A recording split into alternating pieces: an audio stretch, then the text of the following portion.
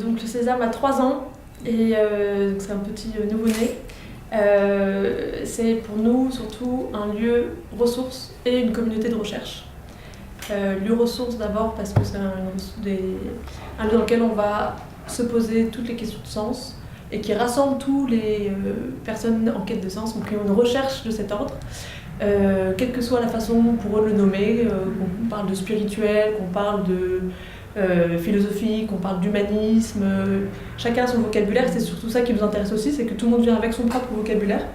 Nous, on assume le mot spirituel parce qu'on pense que c'est celui qui est le plus à même de rassembler par le haut, on va dire, toutes ces recherches. Et donc c'est un lieu dans lequel on va ouvrir ensemble tous les livres, défricher un peu tous les grands thèmes universels que de tout temps les hommes se sont posés pour construire leur vie, sans frontières d'appartenance à une communauté, à une confession, à une tradition, etc. Tout le monde vient, qu'il soit athée, agnostique, croyant, et puis on remet au centre de nous, déjà notre sociabilité dans le moment, mais aussi de nos vies et de notre désir de vivre ensemble, les grandes questions axiales en fait, de notre humanité.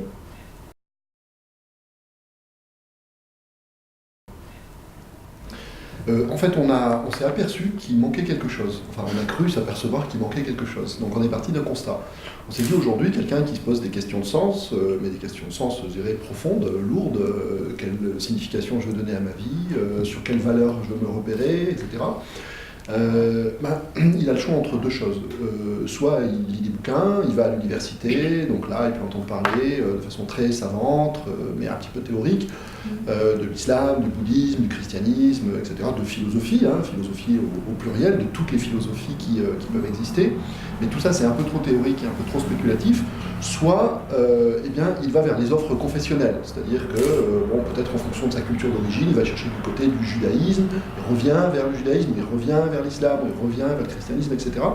Mais à partir de là, on s'est dit qu'il manquait un lieu, une troisième voie, un lieu dans lequel on puisse tous se rencontrer, athées, agnostiques, croyants, et aborder les choses non seulement sur le plan théorique, sur le plan de la connaissance, etc., donc se nourrir sur le plan culturel, sur le plan intellectuel, mais un lieu dans lequel on puisse aussi vivre quelque chose avec d'autres, et partager quelque chose avec d'autres au niveau de nos intériorités. Et on s'est dit que sur la place de Paris ou ailleurs, ce lieu n'existait pas.